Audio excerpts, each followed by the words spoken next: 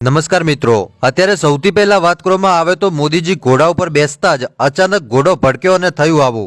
દર્શક મિત્રો, તમે જાણતા હશો કે અત્યારે મોદીજીભાઈ ગુજરાતના પ્રવાસે છે અને એમાંય ખાસ કરી અને સોમનાથના પ્રવાસે છે. મિત્રો, તમે જોયું છે કે ગઈકાલે મોદીજીના હેલિકોપ્ટર કે જે સોમનાથની અંદર ઉતર્યા હતા ભાઈ, અને ત્યારબાદ સોમનાથની અંદર મહાદેવની આરતી કરી ત્યારબાદ અલગ અલગ કાર્યક્રમો રાખવામાં આવ્યા હતા. અલગ અલગ કાર્યક્રમમાં મોદીજીએ ભાગ પણ લીધો હતો, જેમાં તમે જોયું પણ હશે કે આકાશમાં ડ્રોન ઉડાડવામાં આવ્યા હતા ને જેની મદદથી એક આકૃતિ પણ દોરવામાં આવી હતી મહાદેવની.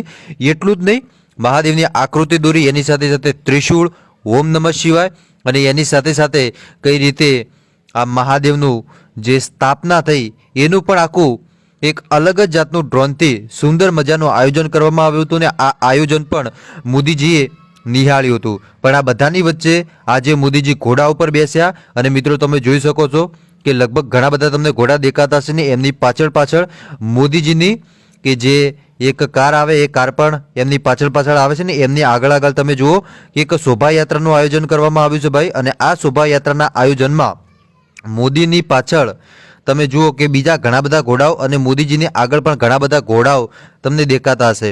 મિત્રો, આ તમે જે ઘોડા જોઈ રહ્યા છો ઘોડાની ઉપર મોદીજી નથી બેઠા, પરંતુ તમે ક્યાંક ને ક્યાંક જોઈ શકો છો કે મોદીજી છે ગાડીની અંદર છે ભાઈ, અને ઘોડા એમની આગળ લઈ જવામાં આવ્યા છે. મિત્રો, આ સરસ મજાનું આયોજન કરવામાં આવ્યું છે ને ખરેખર આપણા દેશના વડાપ્રધાન જો આવા હોય તો ખરેખર આપણે ગર્વ અનુભવવું જોઈએ કે ભાઈ આપણા દેશના વડાપ્રધાન શું નથી કરતા. તમે જુઓ મિત્રો, એમની માટે શું તૈયારી નથી કરતા, બધી તૈયારી કરી નાખી.